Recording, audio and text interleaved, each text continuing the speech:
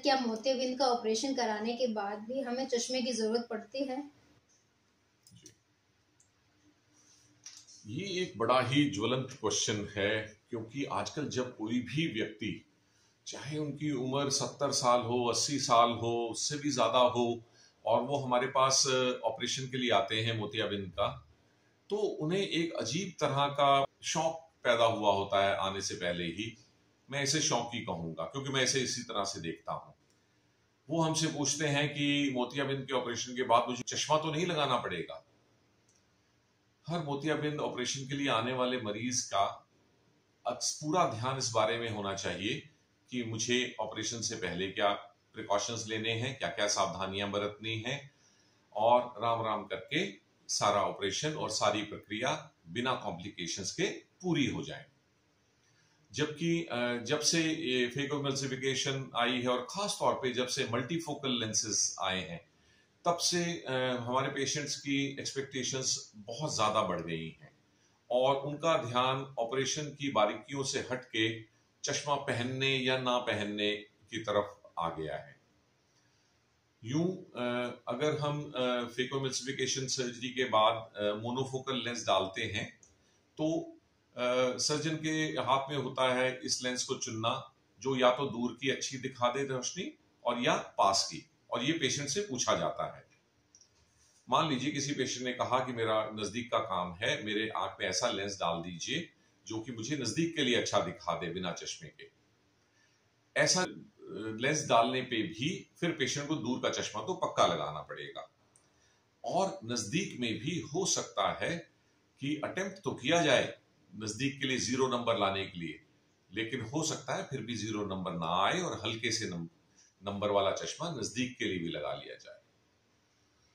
अब बात आती है असली मल्टीफोकल लेंस।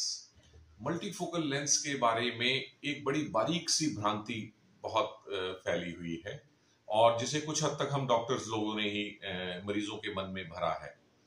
बहुत सारे डॉक्टर्स जब मरीज उनके पास आते हैं और मल्टीफोकल लेंस चुनते हैं, तो बहुत कॉन्फिडेंस से उन्हें गारंटी देते हैं कि अब उन्हें दूर और पास और इंटरमीडिएट कहीं का भी चश्मा बिल्कुल नहीं लगाना पड़ेगा।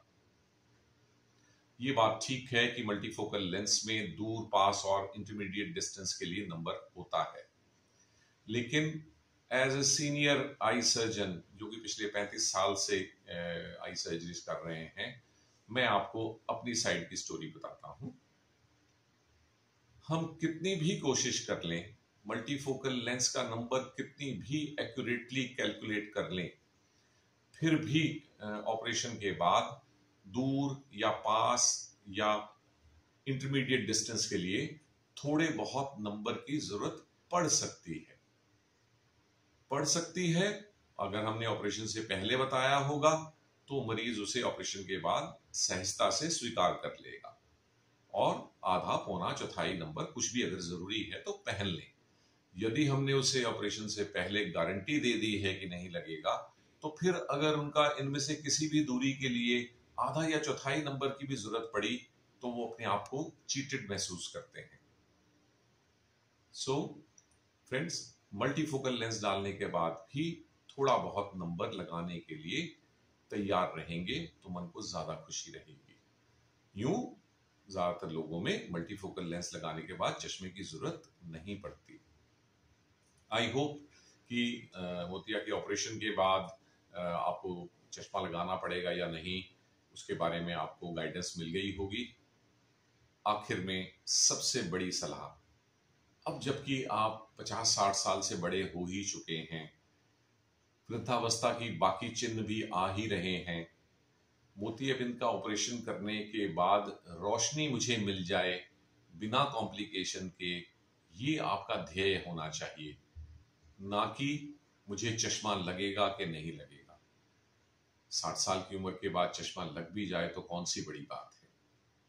सो इसी निश्चय के साथ जाएं कि ऑपरेशन अच्छा हो जाए, कॉम्प्लिकेशन ना आए, मुझे रोशनी मिल जाए, ऑपरेशन से मेरी आंख खराब ना हो। ये दुआ करना ज्यादा अच्छा है बजाय इसके कि मुझे ऑपरेशन के बाद चश्मा ना लगाना पड़े। Thank you friends.